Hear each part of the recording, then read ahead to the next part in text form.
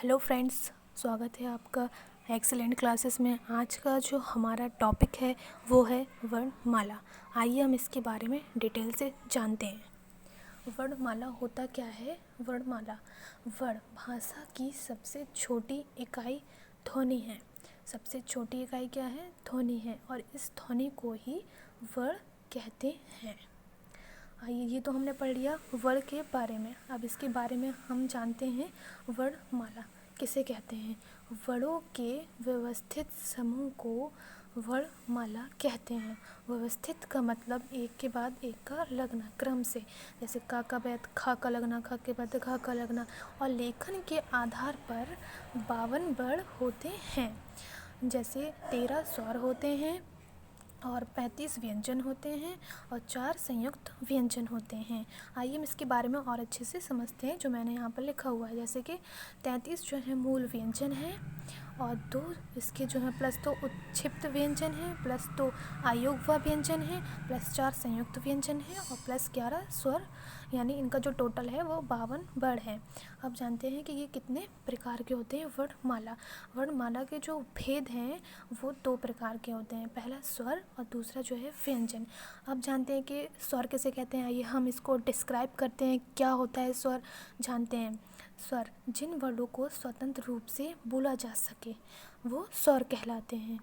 जिनको हम आसानी से बोल सके, स्वतंत्र रूप से बोल सके, वो स्वर कहलाते हैं। और स्वर जो हैं वो 13 होते हैं। और उच्चारण की दृष्टि से स्वर जो है वो 10 होते हैं। 11 जो है मूल स्वर होते हैं। इसमें बहुत ज़्यादा कन्फ्यूज़न होता है कि कहीं पर 10 लिखा होता है, कहीं 13 लिखा होता है और कहीं 11 लिखा होता है। तो इसमें ये होता है कि 13 जो होते हैं वो स्वर होते हैं और उच्चारण की दृष्टि से 10 होते हैं, और 11 जो है वो मूल स्वर होते हैं।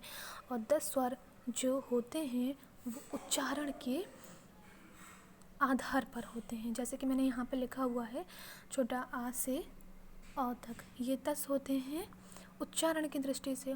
और लेखन के आधार पर 3 और मिला देने, 10 में इन तीनों को और मिला देने से ये 13 हो जाएंगे।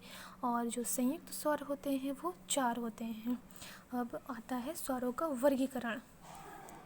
आइए वर्गीकरण को मैं अच्छे से बताती हूँ कि क्या होता है वर्गीकरण। मात्रा व उच्चारण के आधार पर वर्गीकरण को डिस्क्राइब किया गया है। ह्रस्व स्वर एक तो होता है, दूसरा दीर्घ स्वर और तीसरा जो है वो लुप्त स्वर। ह्रस्व स्वर का मतलब होता है जिसको बोलने में बहुत कम समय लगे, जैसे छोटा आ, छोटी ई, छोटा आ, छोटी ई और छोटा ऊ, जिसको बोलने में बहुत कम समय लगे उसे बोलते हैं ह्रस्व स्वर। और दीर्घ स्वर जो होता है, जैसे ह्रस्व स्वर से बोलने में, जैसे बोलने में ह्रस्व स्वर से दुगना समय लगे तो वो होगा दीर्घ स्वर, जैसे बड़ा आ, बड़ी ई और बड़ा ऊ। और लुप्त स्वर जो होते हैं जिसमें आ की मात्रा का यूज़ किया जाता है, प्रयोग किया जाता है, और जिसमें समय जो है दीर्घ स्वर से ज़्यादा समय लगता है, वो है राम, जैसे कि उसे जो है लुप्त स्वर कहते हैं। और जैसे राम और ओम। अगर वीडियो आपको अच्छी लगी हो तो please like and subscribe. Okay, thank you so much for watching.